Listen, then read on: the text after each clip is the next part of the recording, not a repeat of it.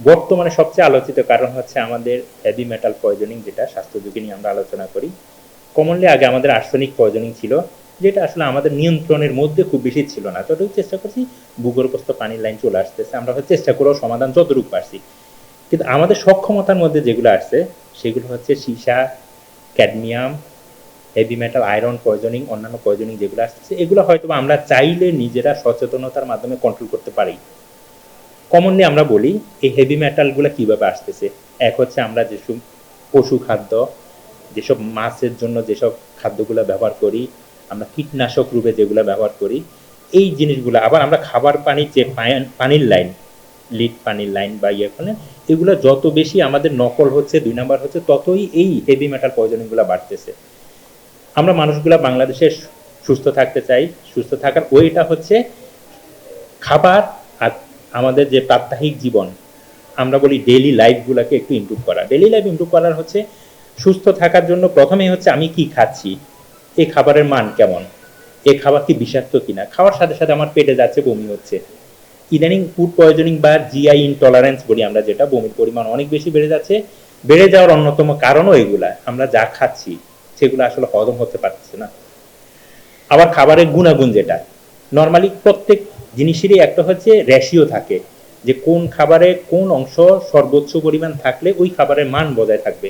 আগে আমরা ফাইবার জাতীয় যেসব খাবার সবজিগুলো খেতাম, এগুলো খেলে মানুষের আগে বলতাম যে আমাদের পায়খানায় কোনো সমস্যা হলে, পেটে সমস্যা হলে এগুলো বেশি করে খান, সুস্থ থাকবেন, ভালো থাকবেন, রেগুলার হচ্ছে পায়খানাটা ঠিক মতো চলবে, ঠিক থাকবে।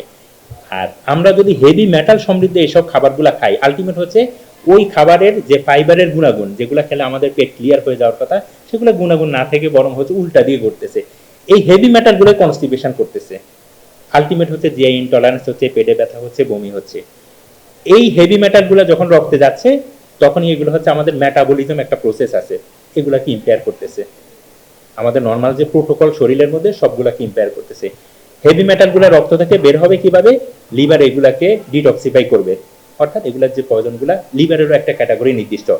তার মানে হেভি মেটালের লেভেল যত বেশি বাড়তেছে, আমাদের জিআই যেখানে আমরা খাচ্ছি সেটা হচ্ছে রক্ত দূষিত হচ্ছে, লিভার এটাকে ডিটক্সিফাই করতে পারতেছে না, কিডনি এটাকে বের করে দিতে গেলে নিজে নষ্ট হয়ে যাচ্ছে। আলটিমেট আপনি দেখেন আমাদের দেশের মানুষগুলোর মধ্যে এই কয়েকটা রোগী বৃদ্ধি পাচ্ছে। কমন হচ্ছে জিআই ইনটলারেন্স, জিআই সমস্যাগুলো হচ্ছে, লিভারের সমস্যাগুলো হচ্ছে, রক্তজনিত রোগগুলো বেড়ে যাচ্ছে, কিডনি রোগগুলো বেড়ে যাচ্ছে। সমাধান, এই রোগগুলো বাড়ার পরবর্তী হচ্ছে কি, আমাদের দেশে একসময় আমরা অনেক পুরো গ্রামের মধ্যে হয়তো বা একজন ক্যান্সারের রোগী খুঁজে পেতে আমাদের কষ্ট হতো, কিন্তু বর্তমানে হচ্ছে গড়ে গড়ে ক্যান্সার। আলটিমেট আমাদের শরীরের যে মেটাবলিজম প্রসেস পরিবর্তন হয়ে, এগুলার আমাদের আর কিছু কথা হচ্ছে, সেগুলো আমাদের মেটাবলিজম প্রসেস চেঞ্জ হলে কি হয়, কিছু কিছু সেল আছে যেগুলো হচ্ছে অটো রিজেনারেট করতে পারে, চেঞ্জ নিয়ে আসতে পারে, নিজের মধ্যে চেঞ্জ নিয়ে আসতে তাড়াতাড়ি বৃদ্ধি পেতে পারে। এই সেলের নর্মাল প্যাটার্নগুলো চেঞ্জ হচ্ছে, ক্যান্সার সেলগুলো অ্যাক্টিভেটেড হচ্ছে।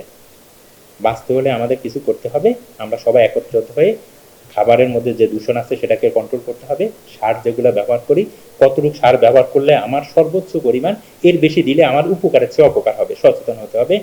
আবার আমাদের সরকারের পক্ষ থেকে বা অন্যান্য যে অ্যাসোসিয়েশন আছে যারা কাজ করতেছে নিরাপদ খাদ্য নিয়ে, তাদের আসলে গবেষণাজনিত যে পরামর্শগুলো থাকে এগুলোকে অনেকটুকু ভ্যালিড সোর্স হিসেবে নিতে হবে। আমরা যদি সবাই মিলে সুস্থ থাকতে পারি, আমাদের শরীর সুস্থ থাকবে। আর আমি যে প্রসেসটা কথা বললাম, শুধু একটা প্রসেস নষ্ট হচ্ছে এমন না, পেটের সমস্যা হচ্ছে, লিভারের সমস্যা হচ্ছে, রক্তের সমস্যা হচ্ছে, কিডনির সমস্যা হচ্ছে, ক্যান্সারের পরিমাণ দিন দিন বৃদ্ধি পাচ্ছে। হাসপাতালের সংখ্যা, হাসপাতালে বেডের সংখ্যা অথবা হচ্ছে ডাক্তারের সংখ্যা যদি ক্রমাগত বৃদ্ধি করা হয়, একটা নির্দিষ্ট লিমিটের বেশি আমাদের বর্তমান অবস্থা অনুসারে পারা সম্ভব হবে না। কারণ রোগের পরিমাণ বৃদ্ধি পাচ্ছে জ্যামিতিক হারে, অর্থাৎ 1 থেকে 3 হচ্ছে, 3 থেকে 9 হচ্ছে, 9 থেকে 81 হচ্ছে।